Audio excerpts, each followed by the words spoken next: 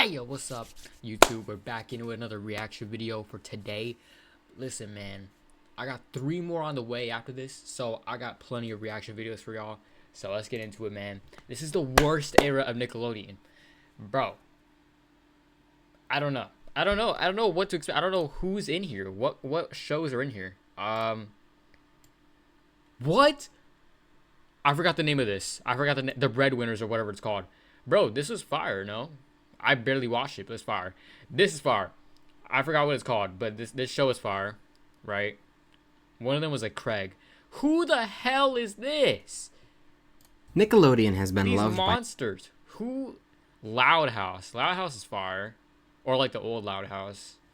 When they started making like a bunch of just random cartoon shows, that's when I was like, yeah, I'm out, bro. Nickelodeon has been loved by all ages. Bro, when they made like a SpongeBob like kids show, or when they added the Patrick show, yeah, I'm out. No, nobody cares. Nobody cares, bro. I'm sorry. Patrick is the main character. We don't need an entire show of him. We don't.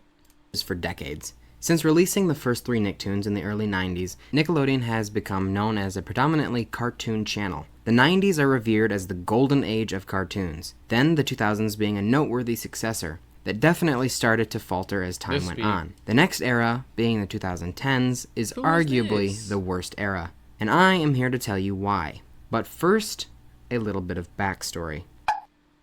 The 90s. In the early 90s, they introduced Doug, Rugrats, and the Ren and Stimpy Show. These 3 would become the first Nicktoons. They proved to be very popular, thus Nickelodeon choosing a cartoon-oriented path. Rocko's Modern Life, Cat Dog, Angry Beavers, Our Real Monsters, Hey Arnold, and The Wild Thornberrys were soon to follow. All of these cartoons were very successful and still remain icons today. They were original and wacky, and had This is pretty obvious, but SpongeBob is the best cartoon to ever exist, and I will always stand by that. SpongeBob is forever going to be the most. No other show, no other cartoon can stand where SpongeBob like has been at, you know? SpongeBob now, nah, but SpongeBob then, no other show can compete. Humor that hadn't been seen in cartoons before. These cartoons made up the cartoon, not show, cartoon 90s, and is now known as the Golden Era. The next era was the That's in my opinion. SpongeBob era. SpongeBob was and still is their cash cow. So see, like SpongeBob is so iconic, bro. You have so many references that you could just say that applies to reality, and the fact that there's people today that don't get SpongeBob references, I'm like, dude, where were you? Oh, my parents didn't let me grow up with SpongeBob. Why not? Why not? What's wrong with SpongeBob? A lot of their focus went to SpongeBob. Actually, what's wrong with your parents? The entirety of the 2000s was plastered with the yellow square. Even with SpongeBob's success, there were a handful of cartoons that came out around this time that were still very good. The Fairly OddParents, Jimmy Neutron, Danny Phantom, Invader Zim, My Life as a Teenage Robot, Avatar, and Chalk Zone. The first half of the 2000s was basically a sequel to the 90s. Original cartoons, unique concepts and adventures, and very enjoyable to watch. The second half of the 2000s is where the decline began, but had not fully hit rock bottom. The shows they were making didn't necessarily drop in quality, but a lack in promotion and opportunity led them to fail. These shows were for the most part overshadowed by their more successful cousins like SpongeBob and Fairly OddParents. These shows were Tak and the Power of Juju, El Tigre, The Mighty Bee, Cat Scratch, The X's, and Back at the Barnyard. Okay, yeah, oh, peak, Back at the Barnyard, yeah. Nickelodeon didn't really seem to give these shows a chance, and really only promoted the big shows that they knew would perform well. In the last year of the 2000s, a show would be released that I think truly begins the descent into the worst era. Fanboy and Chum Chum. I know this I don't remember much of them, to be honest. Horse has been beaten so much it's just pulp now. It's trendy to hate on this show, and that's not what I'm here to do. I'm simply bringing up the point that this show relied heavily on poop humor. I'm not criticizing it, but it does set in motion a domino effect of terrible. I feel like a lot of cartoons just focus on like kid humor, and I mean obviously because cartoons apply to kids, but it's like you guys just do too much. You guys focus on poop, fart jokes, and like making stuff like weirdly detailed for no reason, making it like creepy. It's like, what happened to the old stuff? Humor. I am now going to give an overview of all the Nicktoons during this decade. 17 different Nicktoons premiered in this decade, compared to 11 in the 90s and 17 in the 2000s. For the sake of the argument, I'm going to only go over Who actual the- Nicktoons, not every single animated show that aired this decade. So, for shows like Rabbids Their games are fire. Don't know about the show. Invasion, that most certainly helps my argument, will not be talked about, as it is not categorized as a Nicktoon. The Pop Humor show. The first new Humor Nicktoon shows. of the decade was Planet Sheen, a super unnecessary spin-off to Jimmy Neutron. This spin-off was not well They had a liked. spin-off? Making side characters the main characters is usually a poor decision unless you're Saul Goodman. Sheen became overly annoying. They did this with Patrick. The plots were too bizarre, in a bad way, and visually, the show wasn't the best thing Nick had to offer. Going back to the humor, it was definitely different. It wasn't like Jimmy Neutron. It was reminiscent of Fanboy and Chum Chum. The ratings gave validity to these 2.9, claims, and Nickelodeon jeez. canceled the show after one season. The next Nicktoon was Tough Puppy. Being that it was created by Butch Hartman, the same guy that did Fairly Odd Parents and Danny Phantom, it couldn't have been all bad, right? Well, it wasn't, but you could definitely tell the shows is were that? losing soul. I don't know how else to describe it than that. I get that I'm here to articulate my point with words, but this show feels like you took Fairly Odd Parents, drained the soul from it, and slapped on a spy theme. The next two shows are Winx Club and The Legend of Korra. They do not fit into the category of remember terrible. any of them. They are the very few diamonds in the rough of this decade. They actually, bro, these look fire. Robot and Monster is the next show, and it just brings more of the same. The show feels very empty, content-wise and visually. The humor this time isn't so much farting, but beating each other up and name-calling. There's nothing wrong with that humor, as it's probably the most common type of humor. But to have every joke based on it gets boring very fast. Bro, I remember I used to watch this one. It was, I don't know if it counts as a cartoon, more like animation, but it was like, I forgot, Nicktoons or something like that. But it was like this girl and this boy, and they like lived inside of like a clock, and they came out, and they like, I don't know, it was a whole thing. The 2012 But they TMNT lived in a clock. One of them had like blue hair, the other one had like pink hair or something. is an all-around fine show. Teenage Mutant Ninja Turtles, peak action cinema. It gets the job done. I don't have any Exactly. strong opinions on it. Sanjay and Craig are guilty See, hold on. of being one of the worst on the network. Bro, am I the only one who likes Sanjay and Craig? Bro, I like this show. I could make the It argument wasn't even that bad. I mean, I wasn't really a fan of it, but it was like, it wasn't that bad. that it is Like, if it was on, I'd watch. worse than Fanboy and Chum Chum. It's probably not, but it's very close. It relies only on fart humor. It's like you took the worst quality Okay, maybe I was just like a stupid kid back then, and I just didn't realize. out of all the popular shows at the time and put it into one to make this show. It is just another show where a human and a non-human best friend duo go on really wacky adventures. Another thing this show has in common with all of the others that come after it is its hyperactivity. Fanboy and Chum Chum had it along with Tough Puppy, but it is right in your face with this show. Surely this show is I miss Clarence. as bad as it gets. See, or was it Breadwinners? Nickelodeon really said, let's take Sanjay and Craig and make it 100 times worse. This show is complete brain rot humor, if you can even call it humor. There are no real stories for episodes, just recycled junk you have seen it before. Breadwinners? Annoying characters. So much stuff to do with butts. It is absolutely unreal I barely remember the show, to be honest, but I did watch it a couple times, I think. how this was created, It wasn't even that bad. and then continued to be created. Look on the bright side. Breadwinners is the It worst is this Breadwinners. decade gets. Harvey Beaks was a breath of fresh Harvey air. Beaks wasn't that bad. I liked Harvey Beaks. You know what I mean? But I don't remember much of them. And then Pig, Goat, Banana, and Cricket What the released, and you were right back into the mud. hell is pig, goat, banana, cricket? More hyperactive, over-exaggerated animation What is? Oh my gosh, pig. That's an actual show. Pig, goat, banana, cricket. slop. The Loud House is next, and Fire. Dare I say fire? as it is still running to this day, it has proven to be a much better show than the others. Even though I would Fire. argue the fart jokes and They literally made a second version. Yeah, they made the Casa Grandes. That hyperactivity was is fart, definitely still present. Bunsen is a Beast, the fourth Who? show by Butch Hartman, proved that it was more of what this decade has churned out. Yet What the hell is Bunsen and the Beast? Who the?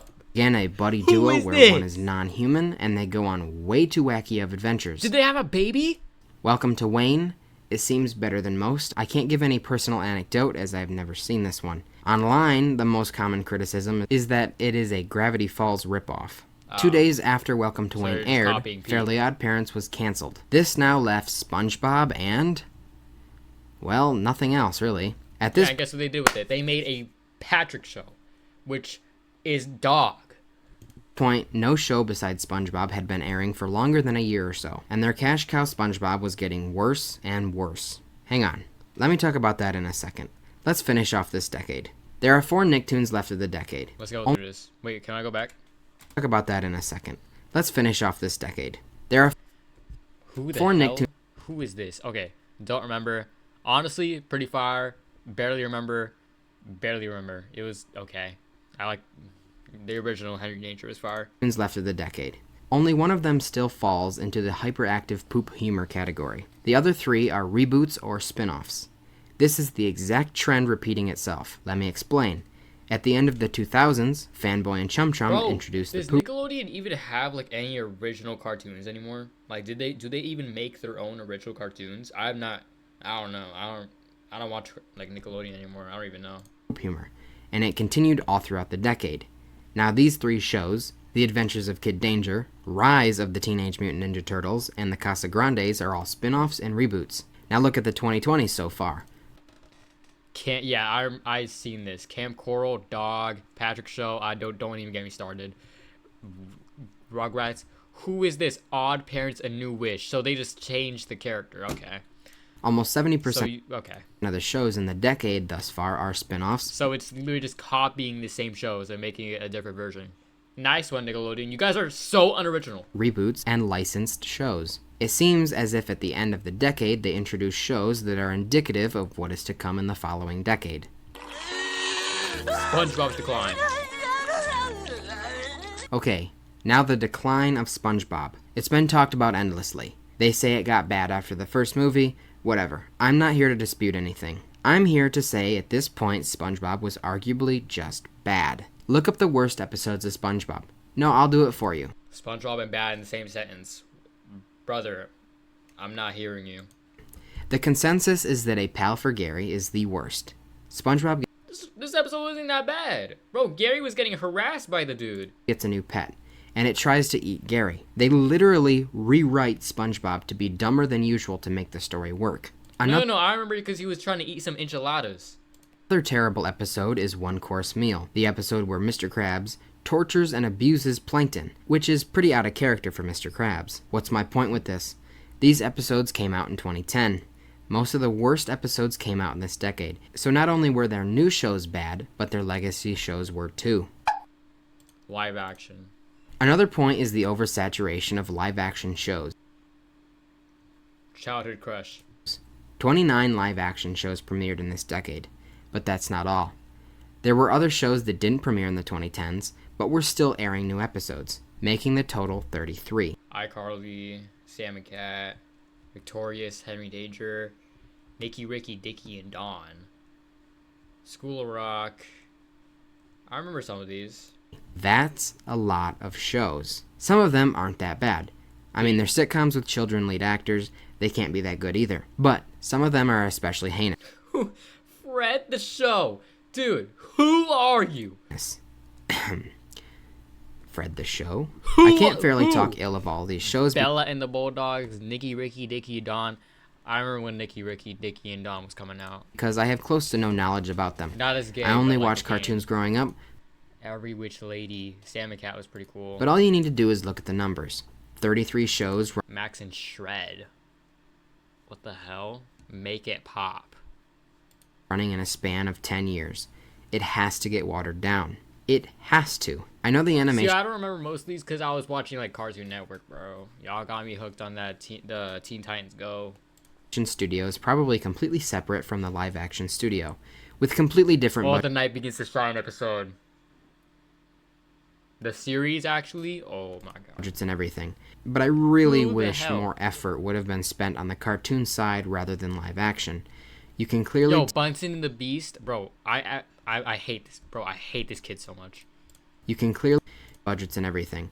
But I really wish more effort would have been spent on the cartoon side rather I wish death upon Bunsen the Beast. than live action.